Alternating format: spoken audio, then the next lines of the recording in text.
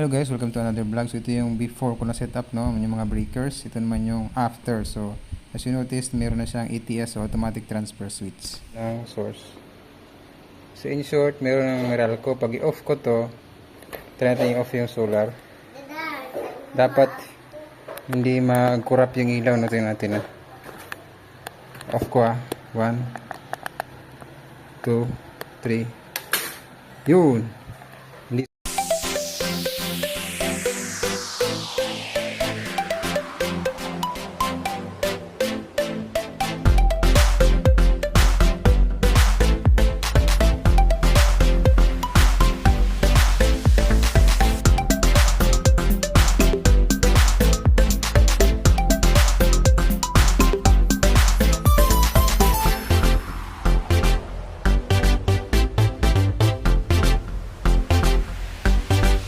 Guys, so explain ko lang to, no. So based on sa diagram, ito yung line A. So naka-parallel lang naman yun. So ito siya, papunta dito sa ito. Tapos yung isa din dito din. So ganun lang. Ganun din sa kabila. Yung galing dito, yung wire na to itim, maliit, papunta dito. Tapos ito namang isa, papunta dito. So yung indicator lang kasi yan, or siya yung magkukommand na mayroon na siyang source or wala. Kaya pipitik siya, no. Ito nilagay ko na to, Meralco solar. Ayan. So ang main ko ngayon ay solar. Pag i-off ko yung solar UPS para makapahinga siya, ay automatic mag-kick in si Meralco. Pag nangyari, backup ko yung Meralco, no? So ganyan din, pag i-on ko siya, automatic siya yung kukuning supply. Tapos yung goal ko kasi makatipid din, no? Para pag tirik ng araw, malakas ang solar. So ito ang gamitin ko, on yung UPS, no? So ngayon, ayan siya. Yun lang ang wiring yan, madali lang naman. Regarding sa size ng wire, yung ginamit ko lang dito yung sa ano to, galing to sa sira na electric pan na cord. So parang ganito lang siya. Basta any AC wire cord, no, na pwede nyo gawin. Hindi naman kailangan sobrang laki. Hindi ganito, matigas to. Pang outlet kasi yan. So basta ma-wiring nyo lang siya. Alright, so yun lang siya guys, ang pag-wiring nyo. Tapos kabit nyo siya dyan. Yan, tapos kasi ako off siya kaya nagtut. Ito yung in galing sa Meralco.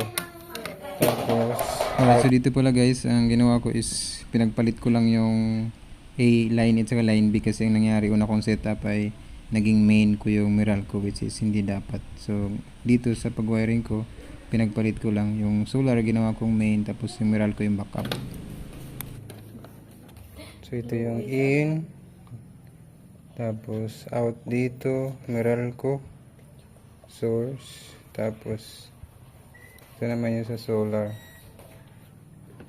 Yun, okay na, pwede natin i-close. Testing muna natin bago natin i-close yung cover ko. Yan, testing muna natin. Iwan natin yung solar.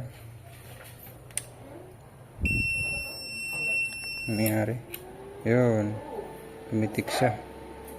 Naka-solar tayo ngayon. Yun, so hindi siya pumitik.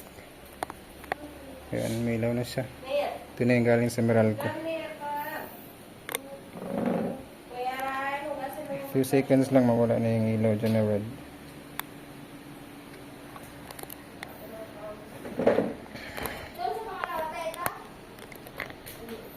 Pag wala na yung red, ibig sabihin ano siya, stable. Yun, stable na.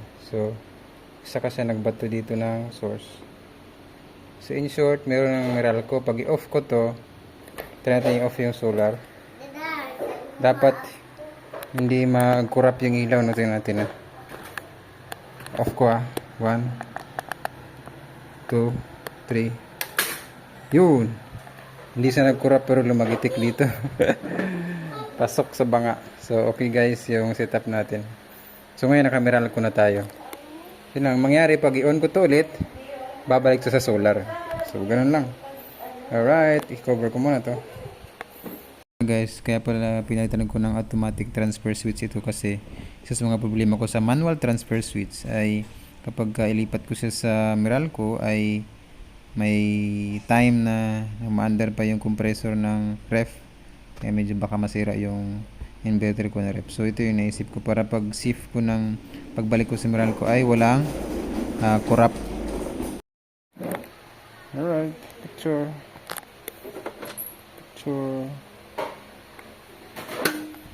Hello guys, so ito na yung UPS no ngayon. Today is October 21, 2024. Nabili ko siya October 16, 2023. So, ibig sabihin, 1 year na siya. So, ano na nga ba yung update dito?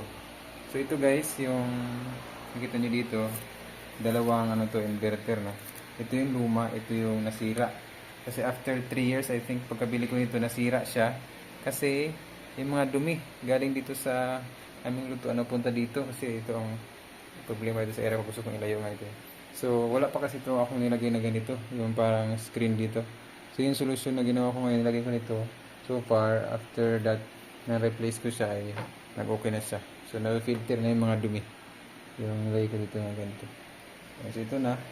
May binili na akong reserva ulit just in case masira. Ngayon ako ulit inverter. Parang 1.9 lang bili ko dito. Ayan, so ito yung sira.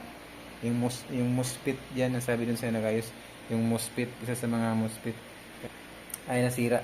Sumabog. So, board talaga yung palitan. So, kaya natin yan ng bagong board dito sa loob.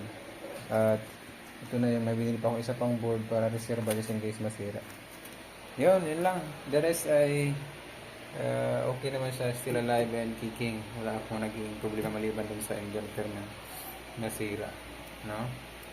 So yun lang guys, thank you for watching. Don't forget to subscribe to my YouTube channel para update ka kung mayroon tayong bagong video. Bye bye.